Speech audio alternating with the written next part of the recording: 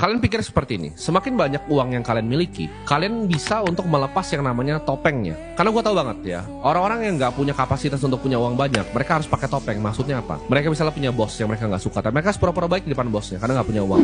Mereka harus bermain yang namanya sandiwara di kehidupan aslinya. Semakin banyak uang kalian, semakin bebaslah hidup kalian. Kalian nggak perlu fake, kalian nggak perlu ngejilat orang, kalian nggak perlu pakai topeng maupun sandiwara. Contoh hidup gue seperti sekarang, gue nggak punya bos, ya gue nggak punya investor, gue ngomong apa yang gue mau. Kalau misalnya ada cawapres suruh gue ketemu untuk promosi mereka, gue nggak mau, gue bilang ya gue nggak mau gitu. Karena gue udah memiliki uang yang cukup, gue bisa menolak hal-hal tertentu. Contohnya, kalau misalnya kalian lihat video YouTube, ya video YouTube lalu ada endorsement, kalian pakai aplikasi ini atau apa, itu videonya pasti bersandiwara, ya itu pasti orang yang bikin videonya pakai topeng. Kenapa? Karena itu pasti direvisi biasanya, ya. Jadi orang kalau misalnya di endorse sama suatu brand, dia bikin video pertama kali dikasih briefnya, apa yang kamu boleh omongin tentang brandnya, apa yang tidak boleh. Nggak bisa ngomong bebas gini seperti gua. Mereka harus bersandiwara di depan topengnya, di depan kamera. Itulah salah satu alasan mengapa kalian tidak akan pernah melihat gue itu sponsor pakai aplikasi ini di dalam video gue. Karena kenapa? Gue nggak mau diatur-atur. Dan menurut gue uang 20-30 juta per video itu hanyalah uang receh. Ya gue nggak butuh uangnya. Kalau brand mau ya kalian kasih ke orang lain aja yang mau bersandiwara di depan kamera. Mereka kan coba keluarkan kata-kata sandiwara seperti,